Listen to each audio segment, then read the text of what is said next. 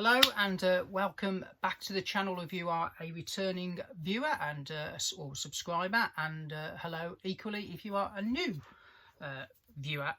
So today's video is around a thread attempt from a channel called Martin's Vinyl, who's just asked us to post videos around multiple variations that you might have in your collection. I think Martin's been collecting vinyl now for a few years and has started to notice some duplication, and unfortunately if you've been buying records for 40 odd years like me, you do end up with duplicates, but sometimes for a very good reason. So today's video I'm just going to focus on one album, clue in the background. As we've been talking on the channel all week around the David Bowie box set of Ziggy Stardust, I thought I'd look at one Bowie album in particular, which is his third album, The Man Who Sold the World, which was reissued not long ago under its working title of The Metrobolist, and I'll just talk you a little bit about the copies I've got and why I have multiple copies. So that's what we're doing. As we've been doing Bowie all week, I thought this is the third Bowie video, quite nice working trilogies, so I thought that'd be quite a nice way to finish this very exciting week in David's world. So the first copy of this album that I got was on CD, and this is the Ryko CD, which has the UK dress sleeve. So the history of this album is that sleeve in 1970 of a man in a dress was incredibly provocative, and some parts of the world did not want to touch that sleeve, so it came with different sleeves depending on where you bought it. It was originally released in America first before it got a UK sleeve. So there's an American sleeve, a UK sleeve, and there's also a German sleeve. So I'll show you what I've got. Now, this CD, when this came out, this just shows you how times have changed. The excitement around this one was the 4 bonus tracks, an unreleased song called Lightning Frightening, a single at the time which flopped called Holy Holy, and then another single and a B-side that were released under a pseudonym that also flopped, and they were early versions of the Ziggy Stardust songs Moon Age Daydream and Hang On To Yourself. So at the time that was quite a big deal. That was my first introduction to the album, and for many years that's the one I listened to. Fast forward to the vinyl kind of buying era. So and I probably need to do a video on this, went from vinyl to CDs like a lot of us, and then back to vinyl, and probably now a mixture of both. My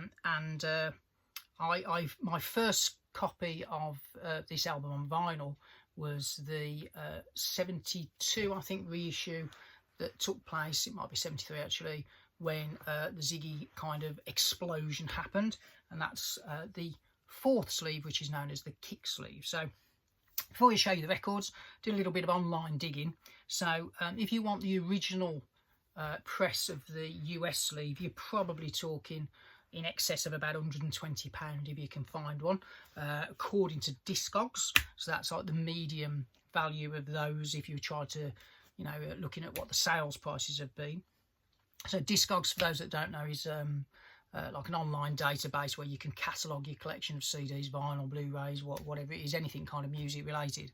And one of the benefits of that, it's one, you can remember what's in your collection, but 2, it also allows you to get a rough idea of value. So there's a low value, a high value.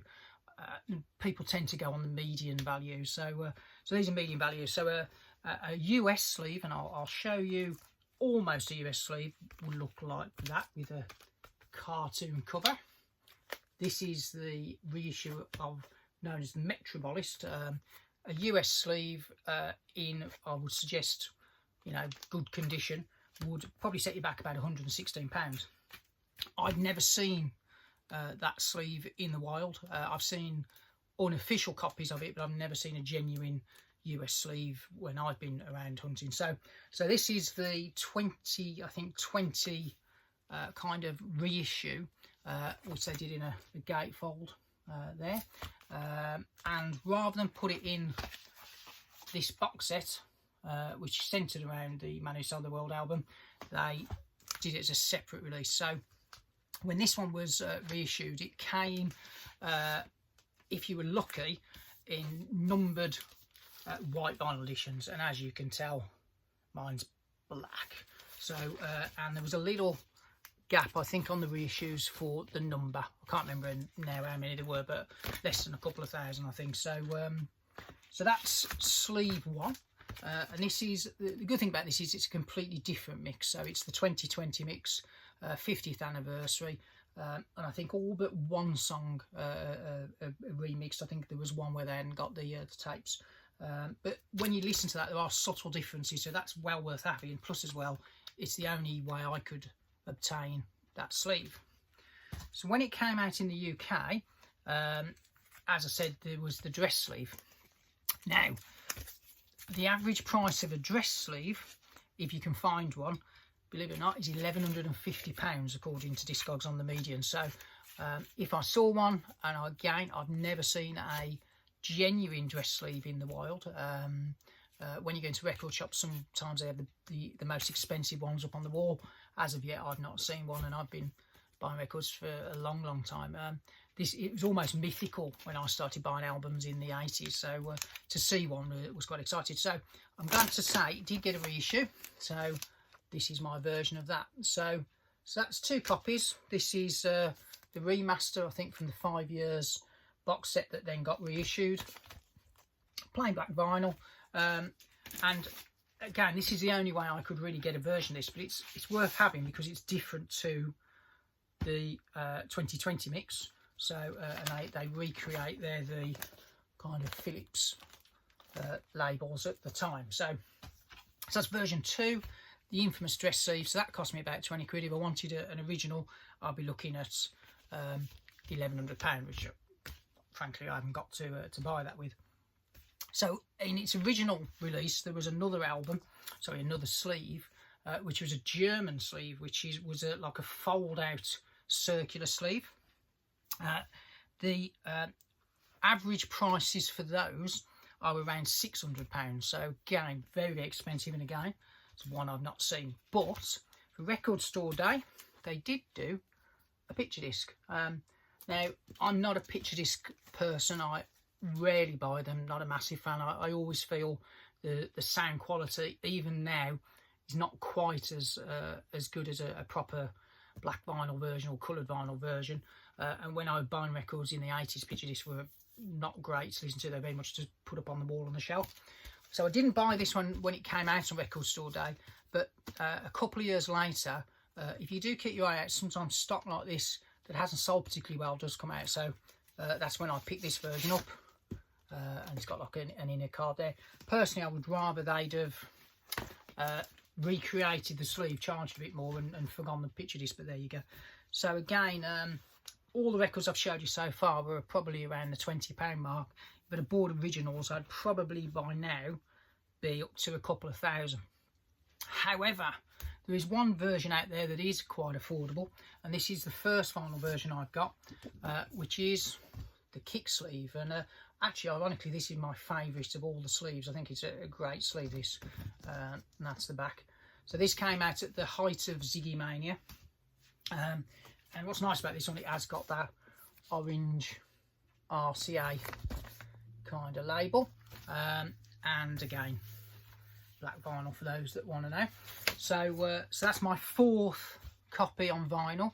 I've got 2 on CD because I've also got the 2020 mix of Metro Bowl List on CD because they didn't put it in there. So there you go, Martin.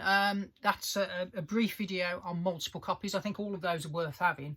I've got original mix, a 2015 mix, a 2020 remix, and then a picture disc which I don't play. So but it covers the 4 sleeve variation. So hopefully that was interesting. Thank you for watching.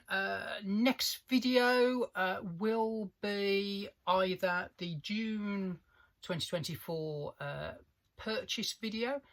Went to a record fair in the Malverns on the weekend, and the sun came out, which is nice, but there's a lovely little record fair there, so I've got some nice stuff there. Or it may be the top 25 most valuable records in my collection, which is kind of the follow-on to one of my early videos, which was the least valuable albums in my collection. So thank you for watching. Hope you enjoyed that, and keep listening to David Bowie. and apologies if I've been saying his name wrong for the last 40 years, which I've kind of found out. But thank you for watching. Hope you enjoyed. Catch you on the next one.